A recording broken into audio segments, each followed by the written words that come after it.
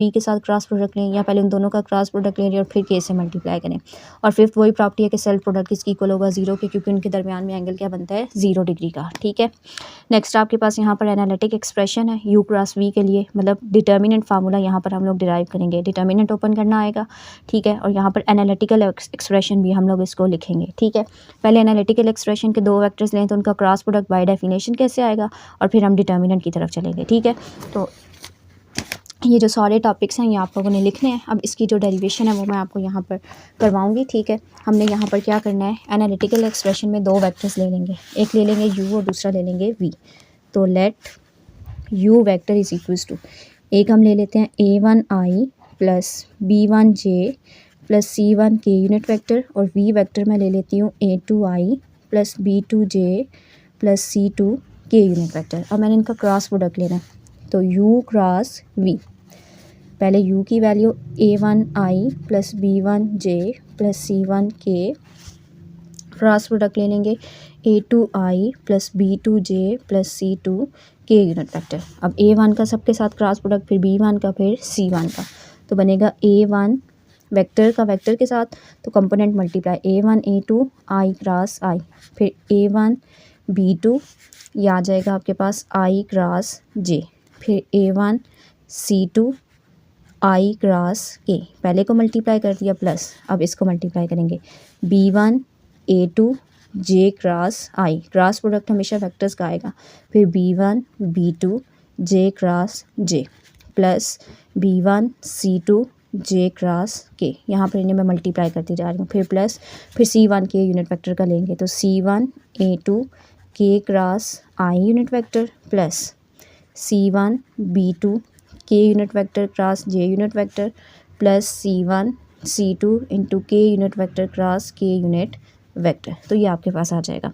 अभी हमने ऊपर रिजल्ट देखा था, साइकिल आपके पास क्या होता है, i से j से k, तो हम यहाँ पर लिखेंगे सिंस i क्रॉस i 0 की इक्वल, j क्रॉस j 0 की इक्वल, और k क्रॉस k भी क्या आएगा, 0 की इक्वल, क्योंकि सेल्फ क्रॉस प्रोडक्ट 0 की इक्वल होगा। इसके अलावा i डॉट j कर i क्रॉस j करेंगे तो आंसर में तीसरा k, इसी तरह j क्रॉस k करूँगी तो i, और अगर यहाँ पर मैं k क्रॉस i करूँगी तो आंसर में क्या आएगा, j यूनिट वेक्टर। ठीक है, अब यहाँ पर मुझे j डॉट i भी चाहिए, j डॉट k भी चाहिए, तो यहाँ पर j डॉट i करूँगी तो कॉम्यूटेटिव लॉ होल्ड नहीं करता, कौन सा साइन आएगा, माइनस का, क्योंकि डायरेक्शन ऑपोजिट हो जाएगी।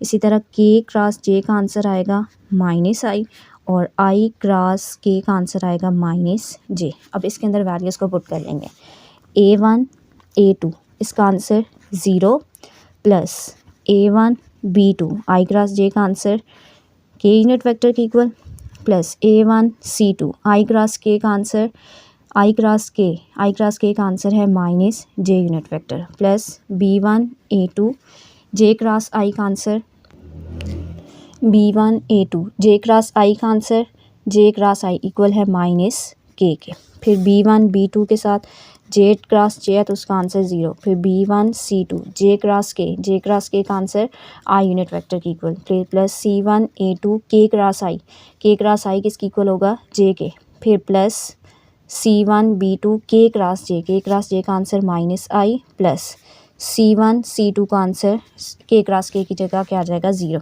अब ये बनेगा आपके पास a1 b2 k unit vector minus a1 c2 j unit vector minus b1 a2 k unit vector, ये 0, b1 c2 i unit vector c1 a2 j unit vector plus minus minus c1 b2 into I unit vector. अब जिनमें से I unit vector common आएगा वो common ले लूँगी, जिसमें से जे आएगा जे और जिसमें से के आएगा के। तो पहले ले लेते हैं आई यूनिट वेक्टर कॉमन, तो आई यूनिट वेक्टर का एक कोफिशिएंट है b1 c2 और दूसरा है c1 b2, तो ये क्या बनेगा, b1 c2 minus c1 b2 I unit vector. ठीक है, नेक्स्ट में अब देखिए जे इसके साथ है, एक माइनस a1 c2 है और एक c1 a2 है, तो मैं माइनस कॉमन ले लूँगी, ये बनेगा a1 c2, इसके साथ प्लस है, माइनस कॉमन लिया तो ये क्या बन जाएगा, नेगेटिव बन जाएगा, जे यूनिट वेक्टर, प्लस ये अब मैंने यहाँ पर माइनस साइन क्यों कॉमन लिया, क्योंकि मैं डिटर्मिनेंट फार्मूला बनाना चाहती हूँ, इसलिए, क्योंकि आपको पता है सेकंड एंट्री के साथ माइनस साइन आता है। अब के यूनिट वेक्टर कॉमन लूँगी तो बनेगा A1 B2 minus B1 A2 into के यूनिट वेक्टर। ठीक है, यहाँ तक मैंने इसको ओपन कर लिया और ये किसकी इक्वल आ गया, U क्रॉस V वेक्टर के। The expression of 3 cross 3 determinant, the expression of 3 cross 3 determinant के इस रिलेशन को हम डिटर्मिनेंट के थ्रू भी लिख सकते हैं। ठीक है, अब वेक्टर्स कौन कौन से हैं, I J K।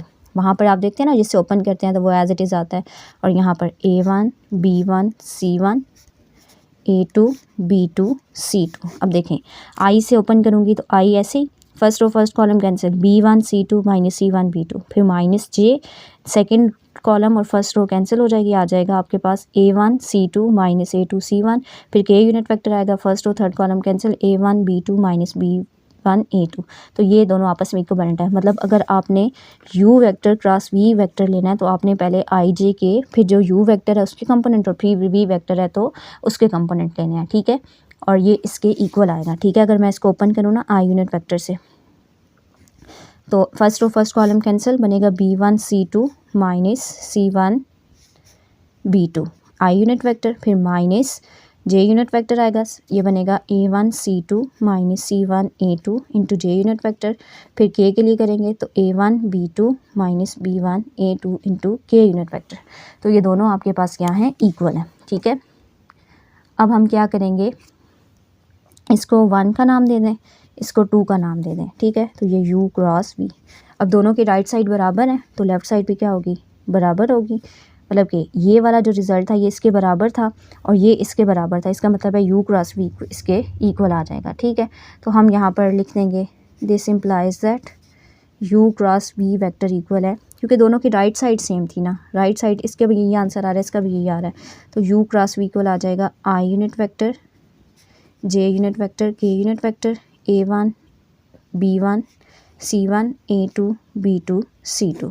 और इसका मतलब है कि अगर हमने यहाँ पर U क्रॉस V निकालना होगा तो अगर आपकी अपनी चॉइस है, आप ये बाय डेफिनेशन तरीका लगाएं या डिटर्मिनेंट लगाएं, लेकिन डिटर्मिनेंट निकालना आसान होगा तो इसलिए आप डिटर्मिनेंट वाला भी यहाँ पर लगा सकते हैं। ठीक है, मतलब आगे क्वेश्चन आएंगे तो उसमें हमें डिटर्मिनेंट वाले लगाना होगा, क्योंकि वो वाला आपके पास थोड़ा लेंथी प्रोसीजर हो जाता है। ठीक है, बाकी इसके बाद आपके पास हम क्या करेंगे, यहाँ पर एक नोट लिखा हुआ है, इसको देख लेते हैं।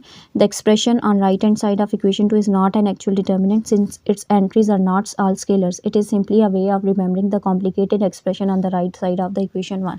वो कह रहा है कि जो राइट साइड है इक्वेशन नंबर 2 की, वो एक्चुअल डिटर्मिनेंट नहीं है, क्योंकि इसकी तमाम एंट्रीज जो है वो आपके पास स्केलर नहीं है, क्योंकि आप जब डिटर्मिनेंट को ओपन करते थे तो सारी स्केलर क्वांटिटीज आती थी, लेकिन आप फर्स्ट रो के अंदर देखते हैं वेक्टर्स आते हैं।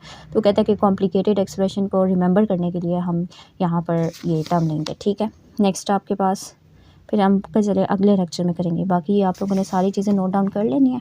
बाकी जो मैंने पढ़ाया अगर कोई चीज़ समझ में नहीं आई तो मेरे से पूछ लेनी है, और कोशिश करेंगे कि इसी वीक में ये जो चैप्टर है कंप्लीट कर लें, क्योंकि लास्ट एक्सरसाइज तो इसकी कट डाउन हो चुकी है। ठीक है, मतलब कि इसका जो ये टॉपिक है